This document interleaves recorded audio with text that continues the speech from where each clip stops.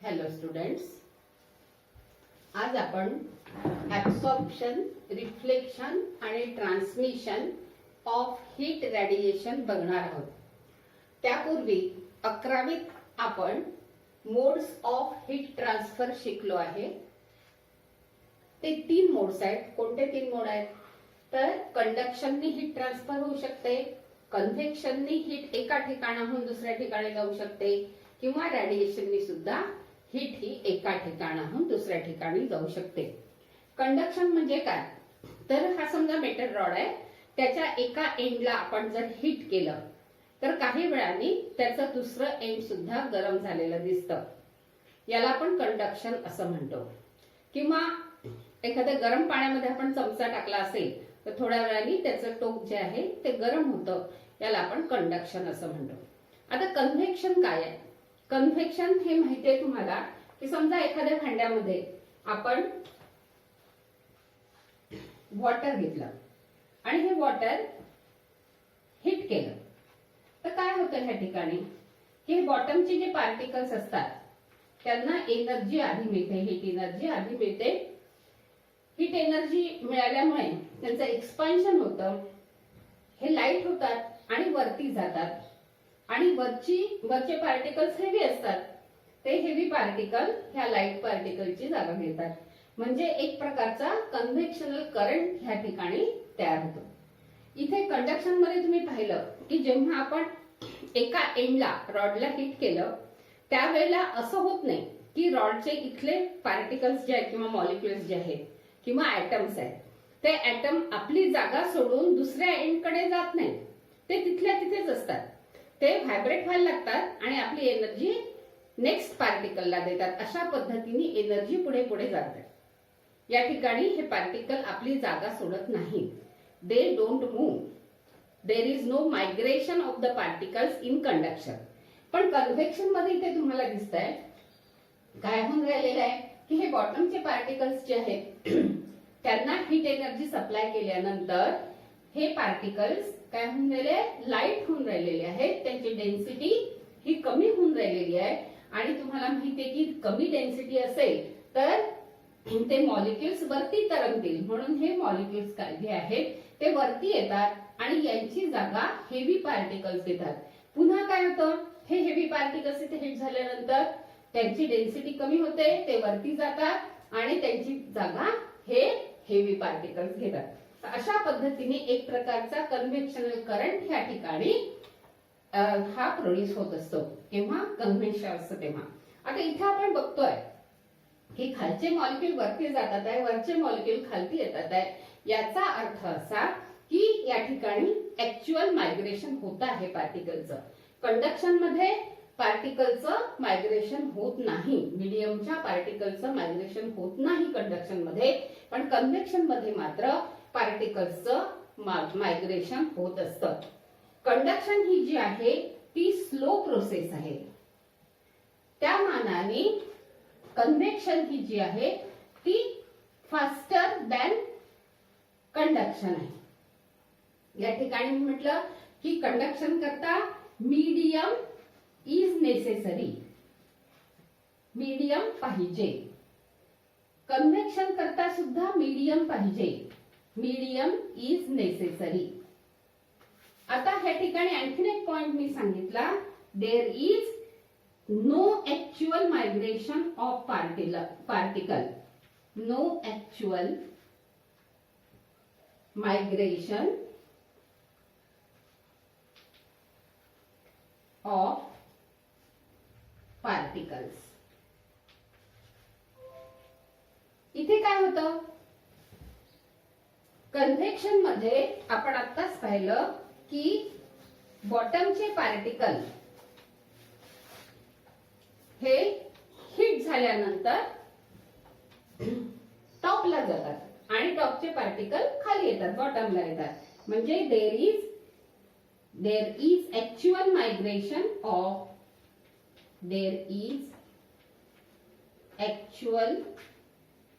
Migration of particles of the medium. Of particles medium. Convection जे आहे ते आपल्याला मेनली लिक्विड्स आणि गॅसेस मध्ये आढळून येतं. कंडक्शन हे आपण आता पाहिलं की कसं होतं, तिथे मीडियमची आवश्यकता असते. कन्व्हेक्शनला सुद्धा मीडियमची आवश्यकता असते. रेडिएशन मात्र अशी प्रोसेस आहे की जिच्या करता मीडियमची आवश्यकता नसते. Medium is not necessary. असेल तरी ठीक, नसेल तरी ठीक. Medium is not necessary. ही रेडिएशन जी आहे ती fastest mode of heat transfer आहे. का बरं फास्टेस्ट आहे? कारण की it travels in form of electromagnetic waves.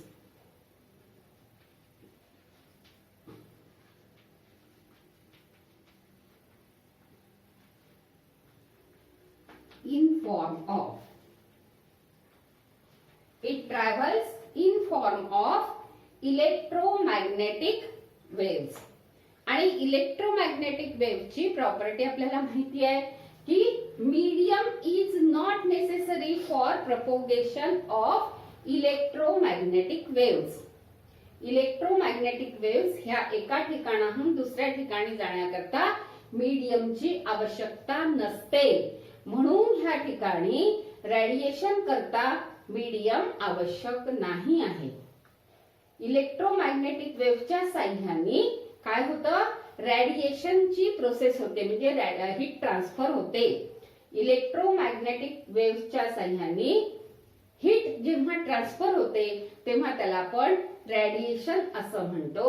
आणि मीडियम त्याच्याकरता आवश्यक नसतं.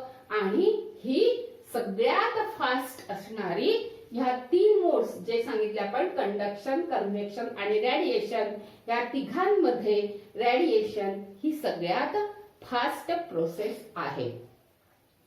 तर आपण काय म्हणू, द इलेक्ट्रोमॅग्नेटिक रेडिएशन ची डेफिनेशन जर करायची झाली तर कसं करू आपण, दी electromagnetic radiations, the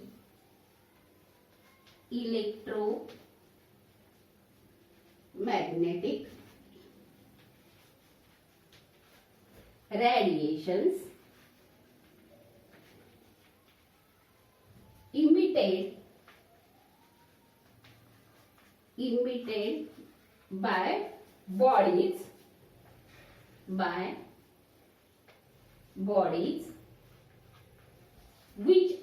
which are at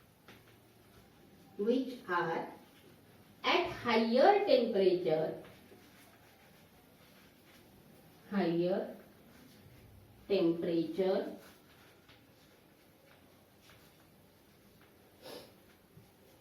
with respect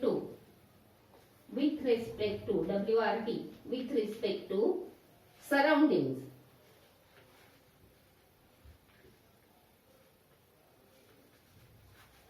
With respect to surroundings is called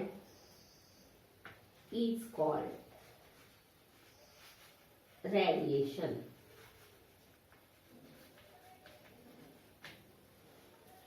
So the electromagnetic radiations emitted by bodies which are at higher temperature with respect to surrounding. कोणाला emit करतात आहे, surrounding मध्ये emit करतात आहे. काय radiations, कोणत्या radiations, electromagnetic radiation. कोण emit करताय, बॉडी इमिट करते. पण ही बॉडी कशी पाहिजे, ती हायर टेम्परेचर. आता ऍब्सॉर्प्शन, रिफ्लेक्शन आणि ट्रान्समिशन म्हणजे काय, तर समजा हीट एनर्जी ही एखाद्या ऑब्जेक्टवर किंवा बॉडीवर इन्सिडेंट झाली.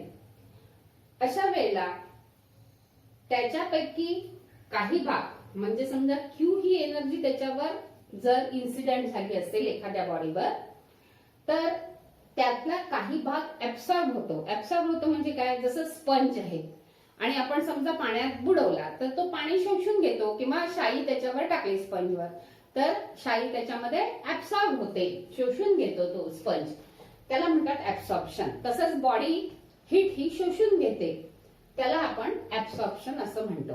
म्हणजे इलेक्ट्रोमॅग्नेटिक रेडिएशन्स जर ऍब्सॉर्ब झाल्या तर त्याला आपण ऍब्सॉर्प्शन असं म्हणू।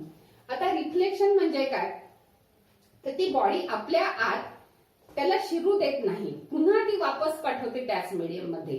जसं एखादा नको असणारा पाहुणा येणार आहे माहिती असलं, आपण घराला कुलूप लावून ठेवलं समजा, म्हणजे आत शिरकाव त्याचा होऊ द्यायचा नाही, त्याला म्हणतात आपण काय करतो, तिथूनच तो पाहुणा पाहून कुलूप पाहून पुन्हा निघून जाईल आपल्या मार्गाने।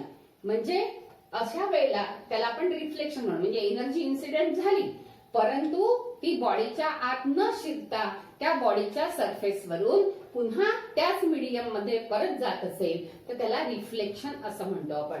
आणि ट्रान्समिशन म्हणजे काय, तर ट्रान्समिशन म्हणजे आरपार जाणे। जसं तुम्हाला माहिती आहे की ग्लास आहे आणि बाहेर जर उजेड असेल तर बाहेरचा उजेड हा त्या ग्लासच्या माध्यमातून आत येतो, आरपार येतो, त्याला आपण म्हणतो ट्रान्समिशन। जर तो त्या बॉडीला छेदून आत जात असेल, आरपार जात असेल, दुसऱ्या साईडला जात असेल, एका साईडने इन्सिडेंट केलेल्या रेडिएशन्स जर त्याच्या बॉडीच्या दुसऱ्या साईडला पास होत असतील तर त्याला आपण ट्रान्समिशन असं म्हणतो। आता याच्यानंतर आपण coefficient of absorption, coefficient of reflection आणि कोइफिशियंट ऑफ ट्रान्समिशन हे जे महत्वाचे आहेत ए आर आणि टी आर त्यांचा आता अभ्यास करणार आहोत।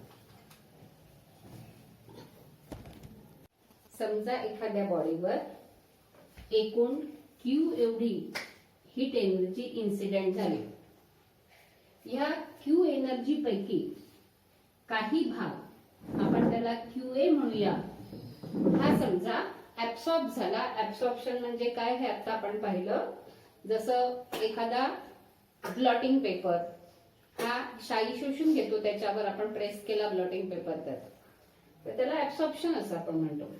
सो क्यू ए आणि काही भाग जो आहे तो रिफ्लेक्ट होऊ शकतो, म्हणजे तो त्या सरफेस पासून हा पुन्हा पहिल्या मीडियम मध्ये पुन्हा जातो, त्याला आपण रिफ्लेक्शन असं म्हणतो। आणि काही भाग हा ट्रान्समिट होतो, ती क्वांटिटी आपण क्यूटी ने दाखवूया। म्हणजे एकूण एनर्जी क्यू जी आहे ती इन जनरल 3 भागामध्ये विभागल्या गेलेली आहे। काही एनर्जी ऍब्सॉर्ब होईल, काही एनर्जी रिफ्लेक्ट होईल आणि काही एनर्जी ट्रान्समिट होईल, म्हणजे आरपार जाईल, त्या वस्तूला छेदून त्याच्या पलीकडे जाईल। म्हणजे एकूण एनर्जी क्यू बरोबर Q A plus Q R plus Q T.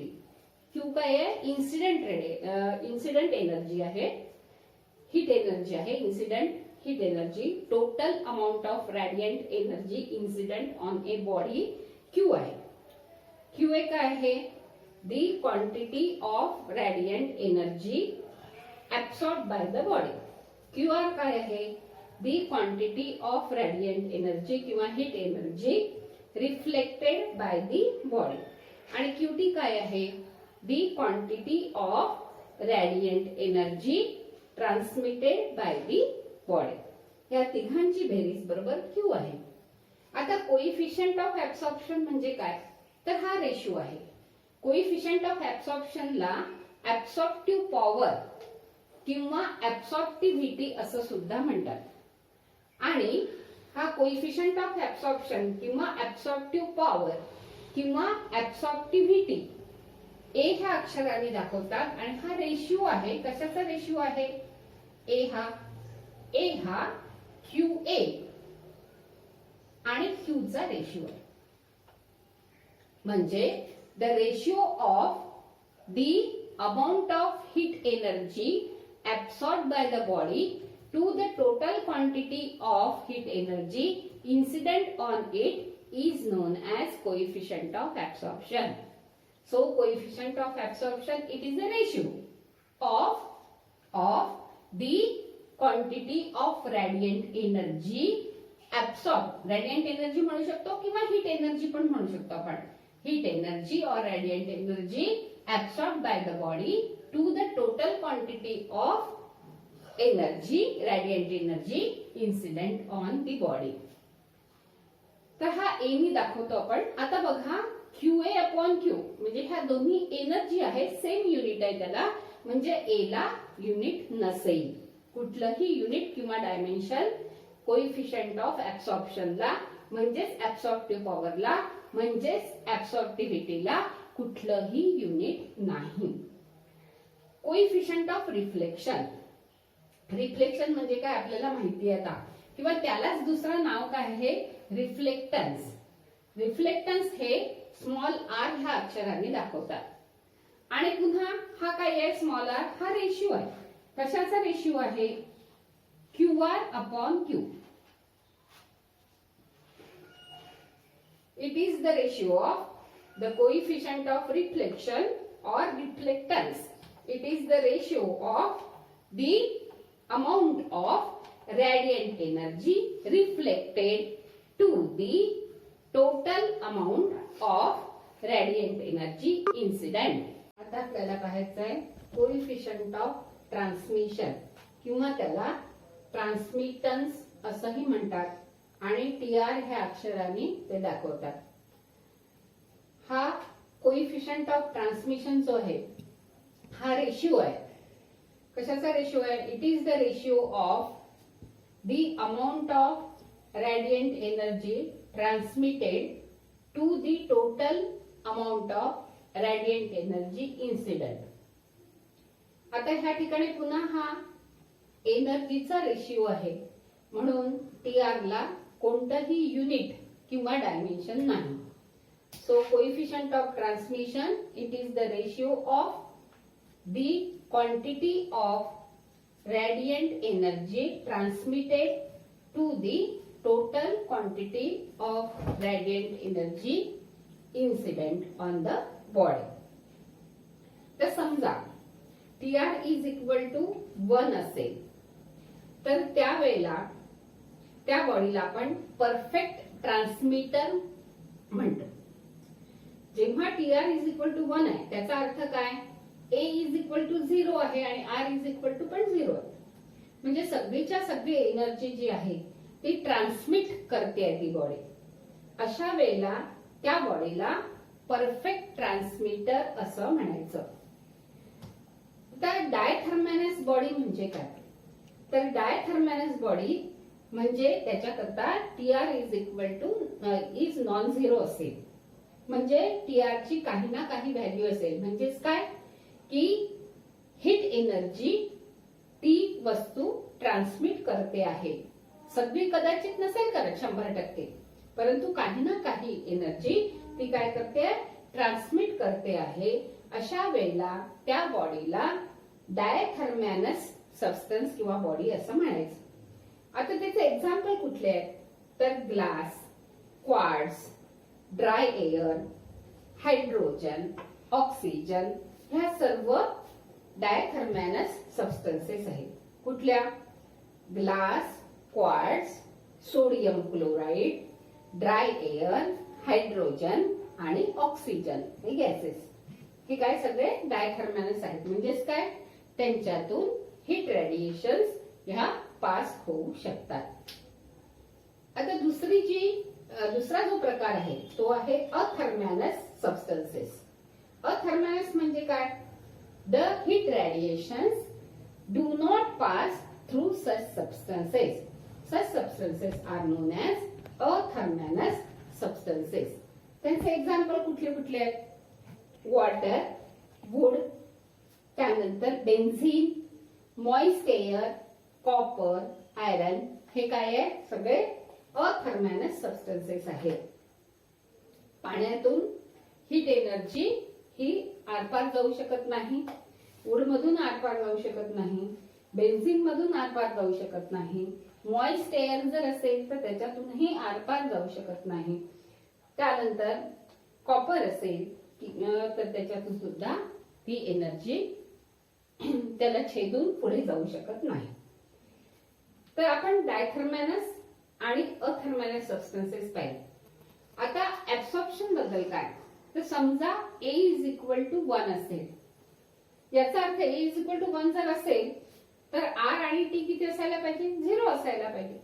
अशी जी सबस्टन्स आहे की A इज इक्वल टू 1 आहे, याचा अर्थ काय, Q बाय Q येईल. हे म्हणजे काय, जेवढी एनर्जी त्याच्यावर इन्सिडेंट झाली बॉडीवर तेवढी पूर्णच्या पूर्ण ती बॉडी ऍब्सॉर्ब करून घेत असेल तर त्याला परफेक्टली ब्लॅक बॉडी म्हणायचं. आता इथे परफेक्टली ब्लॅक हा शब्द आहे. हा ब्लॅक हा शब्द जरी असला तरी याचा अर्थ असा नाही की ती ब्लॅक रंगाची असली पाहिजे, काळ्या रंगाची असली पाहिजे असा याचा अर्थ नाही. म्हणजे जर बॉडी ही त्याच्यावर जेवढी एनर्जी इन्सिडेंट झाली आहे तेवढी पूर्णच्या पूर्ण ऍब्सॉर्ब करून घेत असेल तर त्या बॉडीला आपल्याला परफेक्टली ब्लॅक बॉडी म्हणता येईल. कोइफिशियंट ऑफ रिफ्लेक्शन जर R इज इक्वल टू 1 असेल तर त्याला आपण परफेक्ट रिफ्लेक्टर असं म्हणतो त्या बॉडीला. जर R इज इक्वल टू 1 असेल तर याचा अर्थ काय, A इज इक्वल टू 0 असेल त्यावेळेला TR इज इक्वल टू पण 0 असेल. म्हणजे ऍब्सॉर्प्शन पण होणार नाही आणि ट्रान्समिशन पण होणार नाही. तर पूर्णच्या पूर्ण एनर्जीचं काय होईल, रिफ्लेक्शन होईल. अशा वेळेला त्या बॉडीला परफेक्ट रिफ्लेक्टर असं म्हणायचं. असं कंपल्सरी नाही की आर ची व्हॅल्यू प्रत्येक बॉडी करता प्रत्येक वेळी ही 1च असेल असं कंपल्सरी नाही. पण जर 1 असेल तर त्याला परफेक्ट रिफ्लेक्टर म्हणायचं. 1 नसेल तर त्याची काहीतरी व्हॅल्यू असेल 0.2 0.3 वगैरे काहीतरी व्हॅल्यू असेल. म्हणजे त्यापैकी काही भाग हा फक्त रिफ्लेक्ट होईल असा त्याचा अर्थ झाला. आता आपण A पाहिलं, R पाहिलं आणि T पाहिलं आणि हे पाहिलं की ह्या कोणालाही युनिट म्हणजे A ला पण युनिट आणि डायमेन्शन्स नाहीयेत, R ला पण युनिट आणि डायमेन्शन्स नाहीयेत आणि TR ला सुद्धा युनिट किंवा डायमेन्शन्स नाहीयेत. यांच्या ज्या व्हॅल्यू आहेत A च्या, R ची किंवा TR ची व्हॅल्यू ही त्या बॉडी कोणत्या मटेरियलची बनलेली आहे याच्यावर अवलंबून आहेच. त्याचप्रमाणे त्याच्यावर इन्सिडेंट झालेल्या रेडिएशन जे आहेत त्याची वेवलेंथ काय आहे त्या वेवलेंथवर सुद्धा A, R आणि TR ची व्हॅल्यू अवलंबून आहे.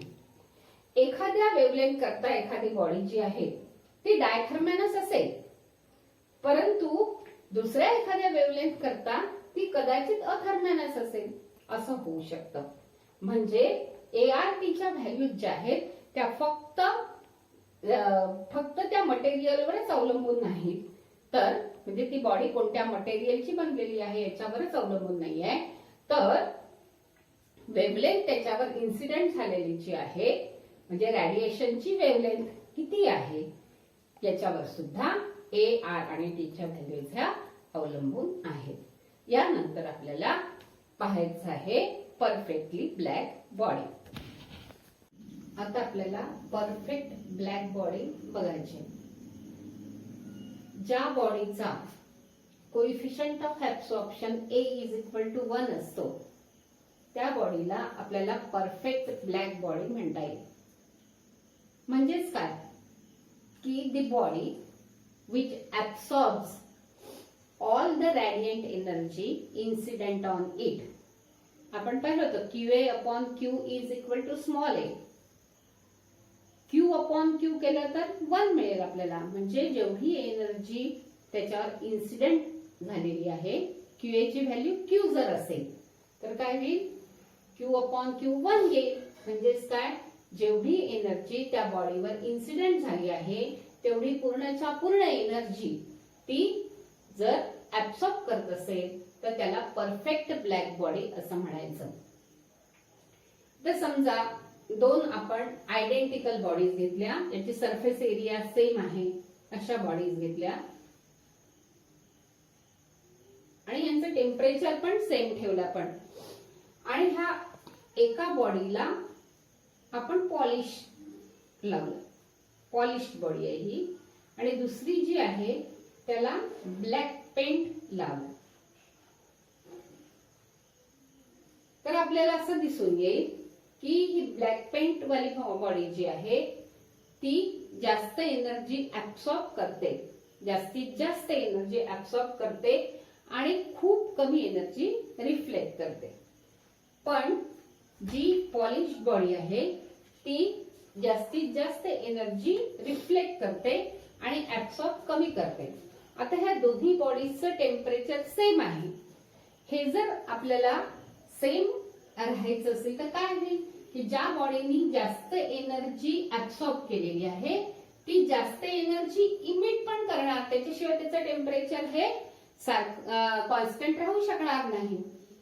त्याचप्रमाणे ज्या बॉडीनी कमी एनर्जी ऍब्सॉर्ब केलेली आहे, हीट एनर्जी ऍब्सॉर्ब केली आहे, ती कमी एनर्जी इमिट करेल, त्याच्याशिवाय तिचं टेम्परेचर कॉन्स्टंट राहू शकणार नाही. म्हणजेच जी बॉडी गुड ऍब्सॉर्बर असते ती बॉडी गुड इमिटर पण असते. म्हणजे ब्लॅक बॉडी जी आहे ती काय आहे, गुड ऍब्सॉर्बर आहे. त्यालाच आपण ब्लॅक बॉडी म्हणतो की जी रॅडियंट एनर्जी तिच्यावर जेवढी पडते त्यातला जास्तीत जास्त भाग ती काय करते, ऍब्सॉर्ब करते. त्याला आपण ब्लॅक बॉडी असं म्हणतो. मग ती जर जास्त ऍब्सॉर्ब करत असेल तर ती जास्त इमिट पण करते एनर्जी, कारण तिचं टेम्परेचर, आता ह्या दोन्ही बॉडीचं टेम्परेचर काय ठेवलं होतं आपण, कॉन्स्टंट ठेवलं होतं, टी एवढं ठेवलं होतं, तरच तिचं टेम्परेचर कॉन्स्टंट राहू शकेल. जेव्हा ती बॉडी जेवढं ऍब्सॉर्ब करते आहे, रेट ऑफ ऍब्सॉर्प्शन जेवढा आहे तेवढाच रेट ऑफ इमिशन जर असेल तरच तिचं टेम्परेचर कॉन्स्टंट राहू शकेल. म्हणून ब्लॅक बॉडी ही जास्त ऍब्सॉर्ब करते आणि जास्ती तिचा रेट ऑफ इमिशन पण जास्ती आहे. पण पॉलिश बॉडी आहे तिचं काय, जी पॉलिश बॉडी आहे तिचं ती रिफ्लेक्ट करते जास्तीत जास्त एनर्जी आणि ऍब्सॉर्ब खूप कमी करते. म्हणजे तिने जर ऍब्सॉर्ब कमी करत असेल ती तर तिचा रेट ऑफ इमिशन सुद्धा कमी राहणार. म्हणजे एक good absorber is a good emitter, हे आपल्याला लक्षात ठेवायचं आहे. ह्या दोन्ही बॉडीज कशा घेतल्या होत्या आपण, they are opaque to the thermal radiation, म्हणजेच काय, त्यांच्या थ्रू रेडिएशन पास होऊ शकत नाही. अशा ह्या दोन बॉडीज आपण कन्सिडर केल्या होत्या, ज्यांचा सरफेस एरिया पण सेम आहे, ज्यांचं टेम्परेचर पण सेम आहे. आणि त्याच्यावरून आपण असं सिद्ध केलं की ब्लॅक पेंट वाली जी बॉडी आहे ती जास्त ऍब्सॉर्ब पण करते आणि जास्त इमिट पण करते रेडिएशन, हीट रेडिएशन. आणि पॉलिश बॉडी जी आहे ती जास्त रिफ्लेक्ट करते, कमी ऍब्सॉर्ब करते, आणि कमी ऍब्सॉर्ब करते म्हणून ती कमी इमिट करते, कारण की तिचं टेम्परेचर सेम राहिलं पाहिजे त्याच्याकरता. आता ह्यानंतर आपल्याला हे बघायचं आहे की अशी परफेक्टली ब्लॅक बॉडी ही नेचर मध्ये अस्तित्वात आहे का. तर 100% परफेक्ट ब्लॅक बॉडी ही काही नेचर मध्ये अस्तित्वात नाही. परंतु त्यातल्या त्यात लॅम्प ब्लॅक, आपण हे लिहिलं आहे लॅम्प ब्लॅक किंवा प्लॅटिनम ब्लॅक, ह्या ज्या आहेत त्या जवळपास 97% एनर्जी जी त्याच्यावर इन्सिडेंट झाली आहे त्या एनर्जी पैकी 97% एनर्जी ऍब्सॉर्ब करून घेतात. कोण, लॅम्प ब्लॅक किंवा प्लॅटिनम ब्लॅक. ह्या जवळपास काही पुस्तकांमध्ये, जुन्या पुस्तकांमध्ये 98% दिलं होतं, पण जवळपास 97, या पुस्तकांमध्ये नवीन टेक्स्टबुक मध्ये 97% एनर्जी ऍब्सॉर्ब करतात असं दिलंय. कोण, लॅम्प ब्लॅक किंवा प्लॅटिनम ब्लॅक. तर ही काही 100% झालं नाही, म्हणजे ऍब्सॉर्प्शन 100% झालं नाही. म्हणून आपल्याला आर्टिफिशियली ब्लॅक बॉडी ही तयार करायची आहे. तर फेरी ह्या शास्त्रज्ञांनी अशा परफेक्टली ब्लॅक बॉडीचं कन्सेप्ट मांडलेला आहे. तर ही फेरीज ब्लॅक बॉडी जी आहे it consist of double walled hollow sphere. आणि ह्या दोन ज्या यांच्या वॉल्स आहेत, कॉन्सेंट्रिक वॉल्स, तर ह्या वॉल मधली स्पेस जी आहे ती इव्हॅक्युएट केलेली आहे. तर ही इव्हॅक्युएट का केली, कारण की आतली जी रेडियंट एनर्जी आहे किंवा हीट एनर्जी आहे ती बाहेर जाऊ नये किंवा बाहेरची एनर्जी आत येऊ नये याच्याकरता या ठिकाणी इव्हॅक्युएशन केलं आहे. दोन वॉल्सच्या मध्ये इव्हॅक्युएशन केलेलं आहे. आता ह्या ठिकाणी एक एपर्चर आहे. एपर्चर म्हणजे खोल आहे ह्या ठिकाणी. कशा करताय, for allowing the radiations to fall on the inside the sphere. आता ही स्पेरिकल बॉडी जी आहे, डबल वॉल्ड हॉलो स्पियर जो आहे, त्या हॉलो स्पियरवर ही एनर्जी इन्सिडेंट जर व्हायची असेल, त्याच्या आतल्या वॉलवर जर इन्सिडेंट व्हायची असेल तर आपल्याला काय लागेल, तिथून इनलेट लागेल. ते इनलेट आहे एपर्चरच्या स्वरूपात किंवा होलच्या स्वरूपात. आता हा बाहेरचा भाग जो आहे, बाहेरची वॉल जी आहे ती सिल्व्हर पॉलिश्ड आहे. या स्पिअरची, डबल वॉल्ड होलो स्पिअरची आउटर साइड जी आहे, बाहेरची वॉल जी आहे, सरफेस जो आहे तो सिल्व्हर पॉलिश्ड आहे. आणि आतला जो सरफेस आहे तो कोटेड विथ लॅम्प ब्लॅक आहे. याच्यावर लॅम्प ब्लॅकचं कोटिंग केलेलं आहे. का बरं? कारण आपल्याला परफेक्ट ब्लॅक बॉडी तयार करायची आहे. आणि परफेक्ट ब्लॅक बॉडी त्यालाच म्हणतो आपण की जी सगळीच्या सगळी एनर्जी ऍब्सॉर्ब करून घेते. हीट एनर्जी पूर्णच्या पूर्ण ऍब्सॉर्ब करून घेते. जेवढी एनर्जी त्याच्यावर पडते तेवढीच्या तेवढी जी ऍब्सॉर्ब करते त्यालाच आपण परफेक्ट ब्लॅक बॉडी असं म्हणतो. तर त्याच्याकरता आपण काय केलं की इनर सरफेस जो आहे हा लॅम्प ब्लॅकनी कोट केला. त्यानंतर in front of the aperture किंवा exactly opposite to the aperture there is a conical projection. या ठिकाणी कोनिकल प्रोजेक्शनचं अतिशय महत्व आहे.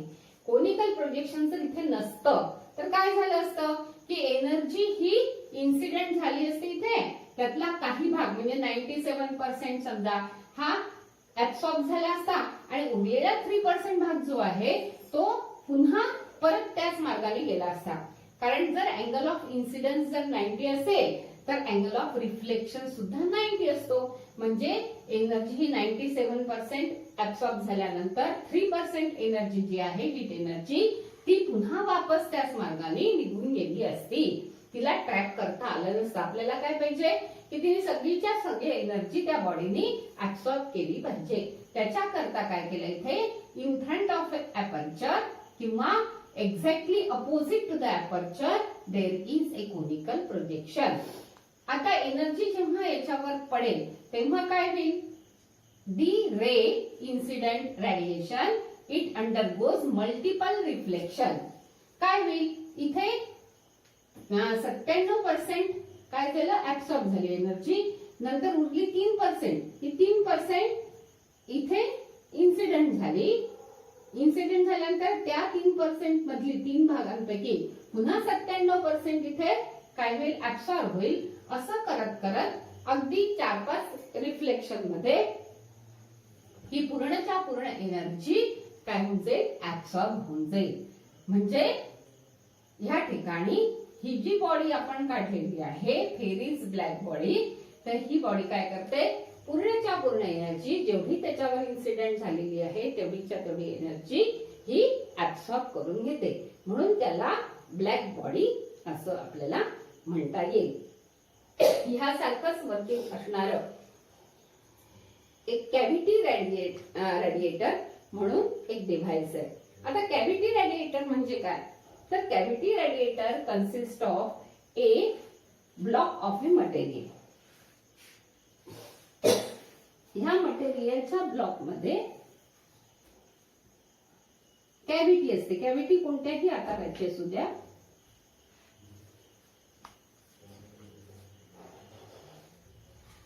आणि त्याला एक छोटस होल असतं ह्या ठिकाणी. ह्या होल मधून जी एनर्जी एंटर करते, रेडियंट एनर्जी जी एंटर करते ती ट्रॅप होते ह्या ठिकाणी. ही एस्केप नाही होऊ शकत या कॅव्हिटी मधून. म्हणजेच या ठिकाणी पुन्हा काय होईल? रिफ्लेक्शन जर झालं नाही. महत्वाची गोष्ट लक्षात ठेवा की सगळी एनर्जी सगळ्या रेडिएशन जर ऍब्सॉर्ब झाल्या आणि रिफ्लेक्शन झालं नाही तर ती वस्तू ब्लॅक दिसेल आपल्याला नॅचरली. रिफ्लेक्शन जर होत नसेल एखाद्या वेव्हलेंथचं तर त्यावेळेला ती वस्तू आपल्याला काय दिसेल? ब्लॅक दिसेल. म्हणून ही जी कॅव्हिटी रेडिएटर आहे हे सुद्धा परफेक्ट ब्लॅक बॉडी सारखंच या ठिकाणी वर्क करतं. आता समजा हा जो ब्लॉक आहे या ब्लॉकचं जर आपण टेम्परेचर वाढवलं, हिट केलं ह्या ब्लॉकला, हा जो मटेरियलचा ब्लॉक आहे या ब्लॉकला आपण हिट केलं तर काय होईल? एनर्जी तो काय करेल? इमिट करेल. जर बॉडी ही लो टेम्परेचरला असेल तर ती रेडिएशन काय करते? ऍब्सॉर्ब करते. आता ही बॉडी ऍब्सॉर्ब करत जाईल. कुठपर्यंत ऍब्सॉर्ब करेल? एक लिमिट असेल त्याला काहीतरी. आणि त्याची ऍब्सॉर्प्शनची कपॅसिटी संपली, स्टोरेजची कपॅसिटी संपली की ती काय करेल?